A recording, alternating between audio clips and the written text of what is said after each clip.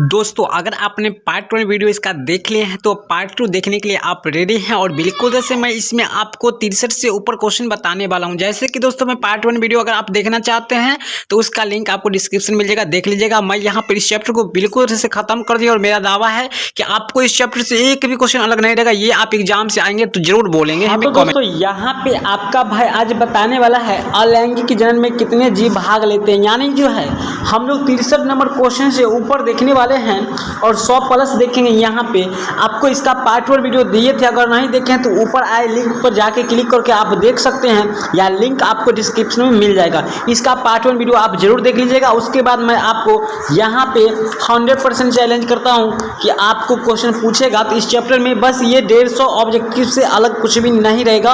कहाँ से पूछेगा यार? पूछेगा तो इसी में से पूछेगा, बिल्कुल मैं यकीन के साथ बोलता हूँ। चलिए तो यहाँ पे आपका पहला क्वेश्चन कहता है, यहाँ पे यानी 63 नंबर सवाल कहता है अलैंगिक जनन में कितने जीव भाग लेते हैं।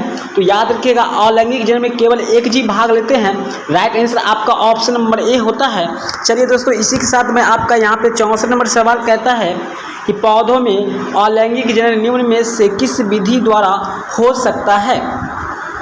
पौधों में अलैंगिक जनन निम्न में से किस विधि द्वारा हो सकता है। तो 64 का आंसर हो जाएगा आपका मुकुलन विधि द्वारा हो सकता है। राइट आंसर आपका 64 का ए होता है।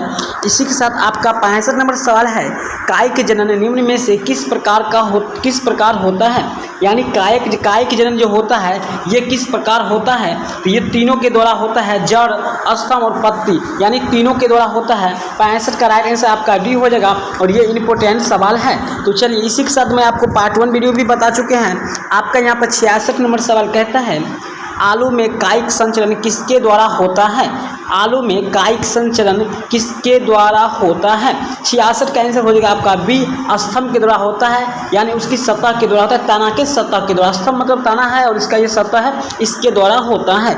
चलिए आपका यहाँ पे 67 नंबर सवाल कहता है एक ही फल के भीतर पराग कोषों से परागकणों का वर्तिकाग्र में पहुँचना क्या कहलाता है। तो दोस्तों एक ही पुष्प में और उसी पुष्प के उसी वर्तिकाग्र तक जब परागकण पहुँचता है तो उसको हम लोग कहते हैं स्वपरागण कहते हैं, सेल्फ यहाँ पे कहते हैं। राइट आंसर आपका यहाँ पर ए ऑप्शन हो गया, ठीक है ना, स्वपरागण। राइट आंसर आपका ऑप्शन नंबर ए होता है।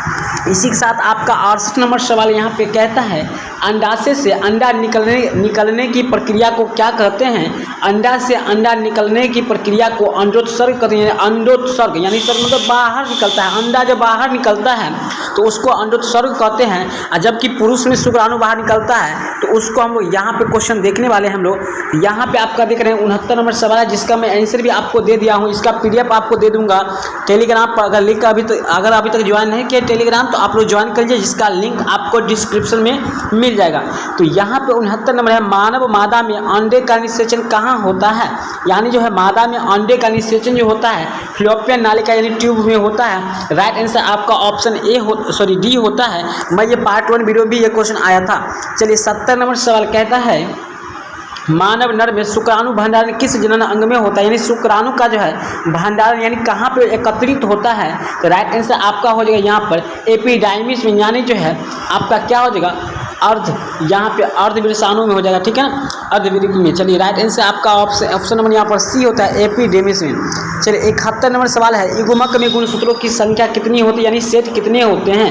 दोस्तों युग्मक में जो है गुणसूत्रों की संख्या होता है कितने होते हैं। तो 71 का आंसर हो जाएगा एन के रूप में होता है, अर्थात यहाँ पे 23 होता है, मतलब यानी 23 होता है। चलिए इसी के साथ आपका यहाँ पर जो है 72 नंबर सवाल कहता है अलैंगिक जनन में जीवधारियों की उत्पत्ति कितने जनकों के भाग लेने से होता है। यानी अलैंगिक जनन में जो है यहाँ पे किसी भी जीव की उत्पत्ति करने के लिए कितने जीव भाग लेते हैं। तो केवल एक जीव, अब ऊपर ही बताए थे। तो राइट आंसर आपका 72 का ए आंसर होता है। चलिए इसी के साथ आपका 73 नंबर सवाल है। दोस्तों ये मैं बायोलॉजी का बता रहा हूँ, आज क्लास 12 का है और मैं आपको इसका केमिस्ट्री का भी, फिजिक्स का खासकर यहाँ पे बायो और प्लस आपका केमिस्ट्री, यहाँ से आपको ऑब्जेक्टिव प्लस सब्जेक्टिव मिलेगा, है ना। तो माता द्वारा दिए गए युग्मक और पिता द्वारा दिए गए युग्मकों के संलयन से क्या बनता है, यानी दोस्तों माता द्वारा दिया गया यानी अंडाणु और पिता द्वारा दिया गया शुक्राणु, जब दोनों का मिलन होता है तो क्या बनता है दोस्तों, क्या होता है फर्टिलाइजेशन होता है, जिसको निषेचन की प्रक्रिया करते हैं, जिसमें युग्मनज का निर्माण होता है। राइट आंसर आपका बी होता है। युग्मनज के बाद भ्रूण होता है, भ्रूण के बाद आपका शिशु का निर्माण होता है। चलिए 74 नंबर सवाल कहता है वह प्रक्रिया जिसके द्वारा नर युग्मक एवं मादा युग्मक बनते हैं कहलाता है, क्या कहलाता है, जिसके द्वारा नर युग्मक और मादा युग्मक बनता है उसको युग्मक जनन कहते हैं। राइट आंसर आपका सी होगा, क्योंकि युग्मक और युग्मक मिलता है तो युग्मक जनन होता है ना, युग्मक का जन्म होता है। चलिए इसी के साथ आपका 77 नंबर सवाल कहता है, क्या कहता है, तो किस प्रकार के जनन करने वाले प्राणियों में अधिक विभिन्नताएं देखने को मिलती है, यानी कहता है किस प्रकार वो बच्चे का पैदा करेगा जिस प्राणियों में विभिन्नता यानी अंतर काफ़ी अंतर देखने को मिलता है। तो 77 का जो आंसर यहाँ पे होगा वो है लैंगिक जनन। राइट आंसर आपका ऑप्शन नंबर ए हो जाएगा, लैंगिक जनन, सेक्सुअल रिप्रोडक्शन। चलिए 78 नंबर सवाल है वह प्रक्रिया जिसके अंतर्गत जीव समजात शिशुओं को जन्म देकर अपनी प्रजाति को निरंतर बनाए रखता है कहलाता है जनन कहलाता है। इसी को हम लोग कहते हैं सरने में प्रजनन कहते हैं, इसी को इंग्लिश में रिप्रोडक्शन कहते हैं। चलिए समझ गए होंगे ना। अगला क्वेश्चन आपका 79 नंबर सवाल कहता है जंतु जो शिशुओं को जन्म देते हैं कहलाते हैं, जो शिशु का जन्म देते हैं उसे जरायुज कहते हैं, और जो अंडे से शिशु का जन्म देता है उसको यहाँ पे अंडज बोलते हैं। ठीक है ना। राइट आंसर आपका ऑप्शन नंबर बी होगा। चलिए अगर पीडीएफ लेना चाहते हैं तो टेलीग्राम ज्वाइन नहीं किया तो टेलीग्राम ज्वाइन कर लीजिए। अगर चैनल पर पहली बार तो चैनल को सब्सक्राइब कर बेल आइकन को दबा लीजिएगा, क्योंकि मैं यहाँ से जब आपका कोई भी यहाँ पर अपलोड होगा वीडियो तो आपको मिल जाएगा उसका नोटिफिकेशन। इसके लिए बेल आइकन को दबा जरूर लीजिएगा, तभी आपको कुछ फायदा होने वाला है। अंडे से लेकर वयस्क तक बनने की संपूर्ण प्रक्रिया को कहते हैं, यानी जो है अंडे से लेकर वयस्क तक यानी शिशु के बनने तक की संपूर्ण प्रक्रिया को कहते हैं, क्या कहते हैं, तो 80 का हो जाए गर्भधान कहते हैं। राइट आंसर आपका ऑप्शन नंबर ए होता है। 81 नंबर सवाल है प्लाज्मोटोमी किसमें होता है, प्लाज्मोटोमी किसमें होता है, याद रखिएगा 81 का जो आंसर होगा आपका यहाँ पे डी प्लाज्मोडियम में होता है। प्लाज्मोटोमी और पॉसे प्लाज्मोडियम में होता है, जो कि मलेरिया का एक स्ट्रेन होता है। चलिए यहाँ पे 82 नंबर सवाल है किसी अनिषेचित अंडज से बीज के विकास को कहते हैं, किसी अनिषेचित अंडज के बीज के विकास को कहते हैं। तो 82 नंबर का आंसर हो जाएगा पार्थेनोकार्पी कहते हैं, पार्थेनोकार्पी कहते हैं। राइट आंसर आपका ऑप्शन नंबर बी होता है। इसी के साथ आपका यहाँ पर 83 नंबर सवाल है एक बीजपत्री में ग्राफ्टिंग विरले ही सफल होता है क्योंकि, यानी जो है एक बीजपत्री पौधा जो भी होता है उसमें ग्राफ्टिंग विधि जो द्वारा जो हम लोग उसका करते हैं विरले की सफल होता है, वो कैसे होता है और क्यों होता है, क्योंकि इसका कारण होता है कि एक बीजपत्री का जो होता है कैम्बियम होता है। यानी देखिए यहाँ पर थोड़ा जाएगा, इसको ध्यान से पढ़िए, कैम्बियम विहीन होता है, यानी कैम्बियम जो होता है विहीन होता है, कैम्बियम विहीन होते हैं।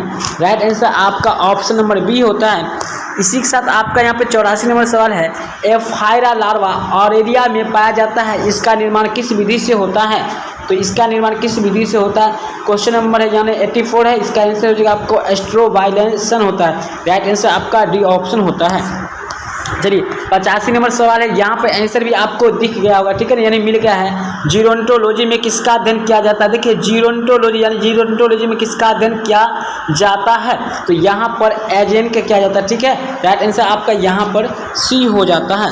चलिए अगला सवाल यहाँ पर निम्नलिखित में से किसमें बिना निषेचन द्वारा प्रजनन की क्षमता होती है, यानी बिना निषेचन के जो है प्रजनन करने की क्षमता होता है, किसमें होता है, तो काफ़ी इंपॉर्टेंट है दोस्तों, याद रखिएगा। वो जीव है मधुमक्खी, ये नहीं है बिना निषेचन के प्रजनन करने की क्षमता होती है। राइट आंसर आपका 86 का सी होता है। इसी के साथ आपका यहाँ पे 87 नंबर सवाल है दोस्तों, याद रखिएगा ऊपर वाला सवाल भी अब जो भी स्टार्ट हो रहा है सबके सब काफ़ी इंपॉर्टेंट है। प्याज के युग्मक में गुणसूत्रों की संख्या कितनी होती है, दोस्तों याद रखिएगा प्याज जो है 16 रुपये किलो है। राइट आंसर आपका ऑप्शन नंबर यहाँ पर बी होगा। प्याज कितने रुपये किलो है दोस्तों, 16 रुपये किलो। चलिए इसी के साथ आपका है किसी अनावृत बीजी में यानी भ्रूणपोष है कैसा होता है, तो भ्रूणपोष जो होता है 3n के रूप में रहता है, यानी त्रिगुणित होता है। राइट आंसर आपका आंसर यहाँ पर 88 का सी होता है। इसी के साथ आपका 79 नंबर सवाल है, 89 नंबर, किसी पुष्प के अंडाशय होते हैं। दोस्तों अंडाशय की बात होता है तो किसी पुष्प के अंडाशय कैसा होता है, याद रखिएगा द्विगुणित होता है अर्थात 2n के रूप में होता है। मनुष्य के अंडाशय के भी बारे में पूछेगा तो 2n ही होता है। चलिए 90 नंबर सवाल है, पौधों में अर्धसूत्री विभाजन किस में होता है। पौधों में अर्धसूत्री विभाजन किस में होता है, यानी कहाँ में होता है, किस भाग में होता है, तो 90 नंबर का आंसर होगा आपको पराग कोश में होता है। राइट आंसर आपका ऑप्शन नंबर यहाँ पे डी होता है। इसी के साथ आपका 91 क्वेश्चन है, किसी छोटे भाग टुकड़े के संपूर्ण शरीर के निर्माण को कहते हैं। क्वेश्चन नंबर 91 है, इसका आंसर जो आपका हो जाएगा मॉर्फोलेक्सिस कहते हैं। राइट आंसर आपका ऑप्शन नंबर ए हो जाएगा, मॉर्फोलेक्सिस होता है। चलिए इसी के साथ आपका यहाँ पे अगला सवाल है, द्विनिषेचन किस में होता है। तो देखिए द्विनिषेचन जो होता है किस में होता है, एंजियोस्पर्म के अंतर्गत जो भी आते हैं प्लांट उन सभी में होता है, अर्थात यहाँ पे आपका 92 का आंसर हो जाएगा आवृत बीजी।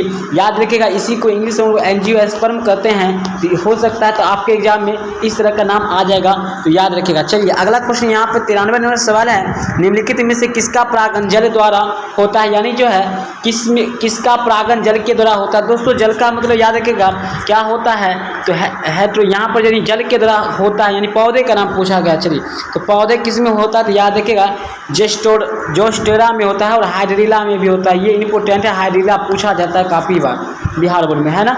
हाइड्रिला और जोस्टेरा इसमें जो होता है जल के द्वारा परागण होता है, हाइड्रोफिली बोलते हैं इसको। चलिए अगला सवाल यहाँ पे 94 नंबर है, फिस्टिया में कायिक प्रवर्धन किसके द्वारा होता है। फिस्टिया में कायिक प्रवर्धन किसके द्वारा होता है, तो याद रखिएगा 94 नंबर का आंसर हो जाएगा ऑफसेट के द्वारा होता है। देखिए इंग्लिश नाम है, ऑफसेट के द्वारा होता है। चलिए इसी के साथ आपका 95 नंबर सवाल है, घरेलू मक्खी यानी में गुणसूत्र की संख्या कितनी होती है, यानी घरेलू मक्खी जो होता है उसमें गुणसूत्रों की संख्या कितनी होती है, यानी होती है, तो 95 का आंसर हो जाएगा आपको 12। ठीक है ना, 12 होता है। ठीक है, घरेलू मक्खी के पास जो होता है कितने होते हैं, 12 होते हैं गुणसूत्र। चलिए अगला सवाल है आपका 96 नंबर क्वेश्चन कहता है कि निम्नलिखित में किस प्राणी में ओवोविविपेरिट होता है, यानी ओवोविविपेरिट होता है, तो याद रखिएगा 96 नंबर का आंसर हो जाएगा आपका सी, रेटल सर्प, यानी रेटल सर्प। राइट आंसर आपका सी आंसर होता है, यानी सांप। चलिए 97 नंबर है, पार्थेनोजेसिस पाया जाता है किस में पाया जाता है। 97 क्वेश्चन है, राइट आंसर हो जाएगा आपका एस्पोरोसिस्ट एवं रेडियो लार्वा में होता है। राइट आंसर आपका डी हो जाएगा। चलिए दोस्तों अगला क्वेश्चन आपका 98 नंबर है, यदि नर आकार की में मादा से भिन्न हो तो इसे कहते हैं कि क्या कहते हैं, नर आकार की जीव जो है मादा से भिन्न हो तो इसे कहते हैं, इसे हम लोग कहते हैं लैंगिक द्विरूपता कहते हैं। Right answer C. चलिए 99 क्वेश्चन है, यहाँ पे पीरियोजेनेसिस किस लार्वा में पाया जाता है। पीरियोजेनेसिस किस लार्वा में पाया जाता है, फेसियोला में पाया जाता है। राइट आंसर आपका ऑप्शन नंबर बी होता है। इसी के साथ आपका 100 नंबर क्वेश्चन है, यहाँ पे कहता है किस में तिर्यक द्विखंडन पाया जाता है, यानी किस में जो है तिर्यक द्विखंडन पाया जाता है, तो 100 का आंसर होगा यहाँ पे आपका सिराटियम में पाया जाता है। राइट आंसर आपका डी हो जाएगा। चलिए ये सभी आपके एग्जाम के लिए इंपॉर्टेंट है, अगर इस चैप्टर से पूछेगा तो इसी में से रहेगा, अलग से एक भी नहीं रहेगा। मैं पहले बता चुका हूँ, प्राणियों में यौवना अवस्था के बाद आता है, यानी यौवना अवस्था यानी युवा अवस्था के बाद कौन सा अवस्था आता है, तो 101 नंबर क्वेश्चन है, यहाँ पे प्रजनन की अवस्था आता है, यानी वो प्रजनन करने के लिए जो है क्या होते हैं, एबल हो जाते हैं। चलिए अगला क्वेश्चन है आपका है वहाँ यहाँ पे 102 क्वेश्चन है, यहाँ पे कहता है निम्नलिखित में से कौन सा सही कर्म है, यानी कौन सा, देखिए काफ़ी इंपॉर्टेंट है, इस बार पूछा भी गया था। क्वेश्चन नंबर 102 है, इसका आंसर हो जाएगा युग्मक जनन संयुग्मन युग्मज भ्रूण का जनना, यानी भ्रूण का बनना होता है यहाँ पे। ठीक है ना, यानी आपका 102 का जो आंसर यहाँ पे सी हो जाएगा। ठीक है ना। चलिए इसी के साथ आपका यहाँ पे 103 नंबर है, शब्द होमोथालिक एवं मोनोसियस का प्रयोग किसके लिए किया जाता है। चलिए होमोथैलिक एवं मोनोसियस का प्रयोग किसके लिए किया जाता है, यानी किसके लिए किया जाता है? तो क्वेश्चन नंबर 103 याद रखिएगा, द्विलिंगी अवस्था के लिए। राइट आंसर आपका ऑप्शन नंबर ए होता है। इसी के साथ आपका यहाँ पे काफ़ी इंपॉर्टेंट सवाल है 4 नंबर 104 याद रखिएगा दोस्तों। अगर पूछेगा तो इस चैप्टर में यानी जीवों में जनन चैप्टर में जो मैं 2 पार्ट 1 पार्ट 2 करके वीडियो दिए हैं, बस इसी में से रहेगा, अलग से नहीं रहेगा। वैसे आपकी मर्जी, आप यकीन कीजिए या फिर ना कीजिए, लेकिन मुझे 100% विश्वास है और हर साल की भांति इस साल भी आपको रहेगा ही। जो कह देंगे सेट देंगे उसमें से आपको 90 से 80% आपको मिलता आया है हर साल, और इस बार भी आपको मिलेगा ही एग्जाम में। तोता का सबसे अधिक उम्र होता है 140 वर्ष होता है। राइट आंसर आपका डी होता है। चलिए यहीं वहीं अगर कुत्ता के बारे में पूछेगा तो 20 वर्ष होता है, कभी कभी कुत्ता पूछ देता है। तो निम्नलिखित में से कौन सा पौधा द्विलिंगी है, यानी द्विलिंगी खोजना है, यानी कौन द्विलिंगी है, इसी को हम लोग उभयलिंगी भी बोलते हैं। तो हो सके द्विलिंगी की जगह पे आपको उभयलिंगी पूछ दे सब्जेक्टिव में भी। तो इसमें जो आपका आंसर यहाँ पे होता है 105 का आपका सी होगा नारियल। चलिए इसी के साथ आपका अगला सवाल 106 है, कौन सा द्विलिंगी जानवर है, यानी एक जानवर है जो द्विलिंगी होता है, तो उस जानवर का नाम क्या है? चलिए यहाँ पर 2-3 जानवर का नाम दिया गया है सीरियली बाजू में, क्योंकि 12th में है इसलिए थोड़ा यहाँ पे क्वेश्चन को हार्ड किया गया है। बट डरने की बात नहीं, यहाँ पे आपका होगा केचुआ वाला हो जाएगा। क्यों? क्योंकि केचुआ, हाइड्रा और जोंक ये सभी द्विलिंगी होते हैं, यानी एक ही अंग में दोनों लिंग होता है, मेल फीमेल दोनों होता है। चलिए इसी के साथ आपका 107 नंबर सवाल है, अगुणित गुणसूत्र किस में पाया जाता है? अगुणित गुणसूत्र युग्मक में पाया जाता है, एन के रूप में रहता है। राइट आंसर आपका ऑप्शन नंबर यहाँ पे डी होता है, जो कि बिल्कुल तरह से सही है। इसी के साथ आपका 108 है, किसी आवृत बीजी यानी एंजियोस्पर्म में कितने युग्मक प्रागनलिका में होता है? वाह क्या क्वेश्चन है, लाजवाब। 108 यहाँ पे होगा 2 होता है, यानी 2 होता है। राइट आंसर आपका बी ऑप्शन हो जाएगा। एंजियोस्पर्म में कितने युग्मक प्रागनलिका होते हैं? 2 होते हैं। इसी के साथ आपका यहाँ पे 109 नंबर क्वेश्चन है, किस अवस्था में शब्द डियोसियस का उपयोग होता है? किस अवस्था में शब्द डायोसियस का उपयोग होता है? तो 109 का याद रखिएगा आपका एक लिंगी में, बी ऑप्शन। इसी के साथ आपका 110 है, बांस जाति में पुष्पासन होता है, कैसा होता है, यानी पुष्पासन कब होता है? पूरे जीवन काल में 1 बार, 12 वर्ष में 1 बार, प्रति वर्ष या 50 से 100 वर्ष में 2 बार, कब होता है? तो राइट आंसर आपका क्या हो जाएगा 110 का 110 का आंसर होगा आपका पूरे जीवन काल में 1 बार होता है। नीला कुरंजी जिस बांस का प्रजाति का नाम है। चलिए डोरसोफिला यहाँ के मियोसाइट में गुणसूत्र की संख्या कितनी होती है? चलिए 111 नंबर क्वेश्चन है, आपका आंसर क्या होगा? तो 111 का जो आंसर होगा आपका यहाँ पे 8 होता है। राइट आंसर आपका ऑप्शन नंबर डी होता है। चलिए इसी के साथ आपका 112 नंबर है, घड़ियाल एवं मेफ्लाई में का जीवन काल क्या होता है? एक घड़ियाल है यानी बड़ा जीव, एक छोटा जीव मेफ्लाई कीड़ा है, इसका जीवन काल क्या होता है? 112 का आंसर होगा घड़ियाल का जो होता है 60 वर्ष होता है, अबाउट 55 से 60 होता है, और यहाँ पे मेफ्लाई का जो होता है लगभग होता है यहाँ पे 20 से 24 घंटा होता है, ठीक है ना, इसलिए 1 दिन हो जाएगा। राइट आंसर आपको डी मारना है, 60 वर्ष 1 दिन। इसी के साथ आपका 113 नंबर है, सलकंद यानी बल्ब का उदाहरण है, सलकंद का उदाहरण क्या है? 113 का हो जाएगा प्याज। राइट आंसर आपका सी। चलिए इसी के साथ 114 नंबर है, स्तनधारियों में निषेचन कहाँ होता है, यानी स्तनधारियों में निषेचन कहाँ पे होता है? तो याद रखिएगा 114 का फिलियोपियन नलिका में होता है। कहाँ पे होता है? फिलियोपियन नलिका। राइट आंसर आपका डी होता है। इसी के साथ 115 नंबर सवाल है, प्राकृतिक अनिषेक जनन पार्थेनोजेसिस पाया जाता है, किसमें पाया जाता है? प्राकृतिक अनिषेक जनन यानी जो है यानी क्या करता है, बिना निषेचन के जो है अब प्रजनन कर सकता है, वो जीव का क्या नाम है? तो क्वेश्चन नंबर 115 है, राइट आंसर होगा वो मधुमक्खी है, मधुमक्खी वी। चलिए राइट आंसर आपका बी। चलिए इसी के साथ आपका यहाँ पर 116 नंबर है, निम्नलिखित में से किस पौधे के प्रजातियों में बीज का उत्पादन असंजनन द्वारा होता है? राइट आंसर क्या होगा? क्वेश्चन नंबर 116 है, एस्टेरेसिया एवं घास में। राइट आंसर आपका ऑप्शन नंबर ए होता है। इसी के साथ 117 नंबर है, इनमें से किसे बंगाल का आतंक कहा जाता है? दोस्तों याद रखिएगा जलकुंभी को बंगाल का आतंक कहा जाता है, terrorist of Bengal. Right answer आपका बी होता है। चलिए 18 नंबर क्वेश्चन आपका है और अंतिम क्वेश्चन है, क्या है क्वेश्चन? कहता है मधचक्र ओस्टोरस साइकिल पाई जाती है, किसी में पाया जाता है? तो मध्य चक्र जो है किस में पाया जाता है, तो इनमें से सभी में पाया जाता है। राइट आंसर आपका डी होता है। इसी के साथ आपका लास्ट क्वेश्चन था 18 तक। दोस्तों अगर मैं 118 तक क्वेश्चन आपको बता चुके हैं टोटल, पार्ट 1 और पार्ट 2 करके। पार्ट 1 वीडियो आपको लिंक डिस्क्रिप्शन में मिल जाएगा या फिर कमेंट बॉक्स में मिलेगा, और पार्ट 2 यही वीडियो है। इस चैप्टर फिनिश होता है। आई होप कि आप लोग चाहते हैं कि 100 में 100 लाना, तो आप बिल्कुल जैसे इस चैप्टर को आसानी से देख कर जाइएगा, और मैं सारे चैप्टर को आपको दिसंबर से पहले कंप्लीट कर दूंगा। उसके बाद कुछ मैं मॉडल सेट दूंगा, बस वही आपके एग्जाम के लिए काफ़ी होगा। तो चलिए मिलते हैं नेक्स्ट वीडियो में। वीडियो पसंद है तो वीडियो को लाइक करके चैनल को सब्सक्राइब करके बेल आइकन को दबा लीजिएगा। मिलते हैं नेक्स्ट वीडियो में, तब तक के लिए सभी लोग को